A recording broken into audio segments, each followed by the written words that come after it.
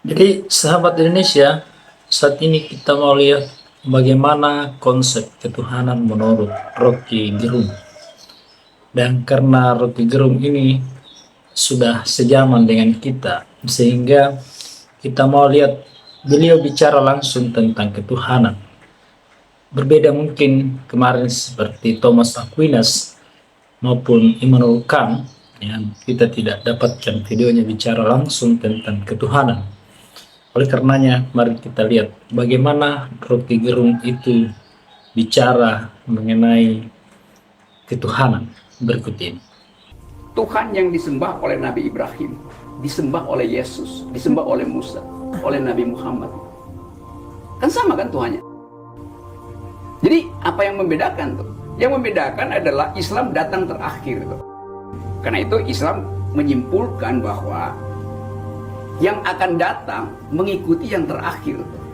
Jadi finalnya di Quran seluruh ayat itu. Tetapi simbolisasi tentang Tuhan kita nggak bisa bilang. Coba kita cek Nabi Ibrahim bertuhan siapa?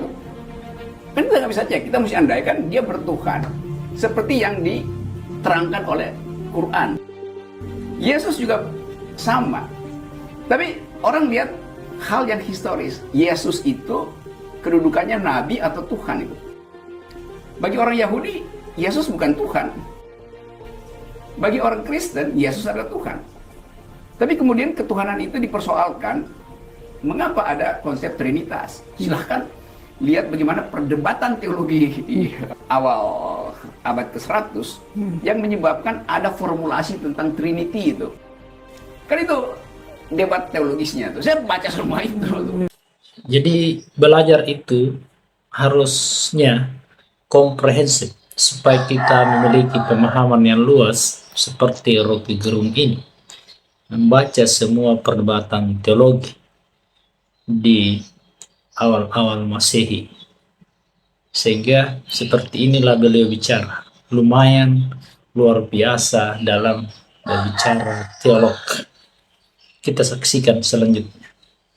Tapi saya tetap menganggap bahwa ya biarkan itu dikendalikan oleh akal manusia yang masih berkembang gitu. Nah, sentimen politik masuk di situ, itu yang saya mau cegah gitu. Kalau saya rumuskan secara filosofi begini, agama menganggap hanya ada satu ada. Ada yang lain harus dinyatakan tiada. Jadi monoteisme bilang begitu, hanya ada satu ada. Oke, nggak apa-apa, nggak ada soal itu. Tapi bayangin kalau kalimatnya bunyinya begini, hanya boleh ada satu ada, maka ada yang lain harus dilarang ada. Itu menimbulkan problem politik. Kalau kita bisa hanya ada satu ada, oke. Ketauhidan itu muncul dari prinsip itu. Tapi begitu bilang hanya boleh ada satu ada, itu masuk di dalam problem politik. Kenapa yang ada yang lain nggak boleh?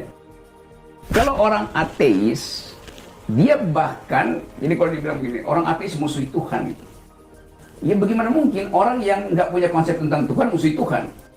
Kan ngaco kan? Jadi ateis itu dia nggak punya konsep tentang Tuhan. Dia nggak bilang jelek, dia nggak bilang buruk tuh. Ya dia bilang tidak ada itu. Tapi kalau disebut tidak ada, bukan dia gini. Kalau dia tidak ada, itu bisa jatuh pada yang disebut nihilisme. Jadi dia menganggap di dalam ketiadaan itu membuat semua orang merasa nggak perlu bertengkar. Itu ateisme yang nihilistik itu. Tapi di Indonesia terutama, ateis itu dianggap memusuhi Tuhan. Di situ salahnya tuh. Apalagi anti Tuhan. Anti Tuhan artinya dia tahu ada Tuhan kan. Tapi dia anti tuh. Tapi orang ateis nggak menganggap Tuhan itu ada. Jadi ngapain dia musuhin Tuhan? Dia nggak mungkin dia musuhin sesuatu yang dia anggap nggak ada. Itu. Lain dengan antiteis. Antiteis itu memusuhi. Kalau ateis bukan memusuhi. Bedanya itu. Antiteis ya satu politik untuk memusuhi Tuhan. Jadi ini intinya ya, perlu dicatat bahwa hanya ada satu ada. Yang tidak boleh itu adalah hanya boleh satu yang ada. Artinya, kita jangan menganggap bahwa Tuhan kita lah yang paling benar. Itu interpretasi saya. Hanya ada satu ada. Kita harus berpatokan di situ. Itu agama monoteistik. hanya ada satu ada. Jangan pernah mengatakan hanya boleh satu ada, karena itu bisa menimbulkan konflik kalau kita mengklaim bahwa Tuhan kita lah yang paling benar, tetapi hanya ada satu ada. Bagi kita adalah hanya ada satu ada. Tidak ada urusan dengan yang lain. Itu inti dari pembicaraan Rocky yang baru sepotong ini. Selanjutnya mari kita simak. Dan itu kan tidak ada hubungannya dengan agnostik, dengan ateis tadi. Agnostik, saya nggak tahu saya berbuat baik masuk surga apa nggak, saya nggak tahu tuh. Karena itu saya menganggap bahwa ya berbuat baik itu tuntutan manusia, bukan tuntutan agama tuh. Kalau tuntutan agama udah ada standarnya, ini baik, ini buruk, ini baik, ini buruk. Nah itu saya nggak tahu. Jadi misterinya di situ. Orang agnostik itu menghormati kebaikan, bahkan berbuat baik sebanyak mungkin, justru karena dia nggak tahu surga ada apa enggak. Tapi atas dasar etika humanisme, maka dia berbuat baik aja. Karena dia mesti anggap bahwa saya belum tahu. Kalau dia bilang dia udah tahu, ya dia udah jadi orang percaya Tuhan aja kan, nggak ada problem lagi. Tapi semua orang yang agnostik selalu berupaya untuk mengerti mengapa yang belum ada itu dikejar orang.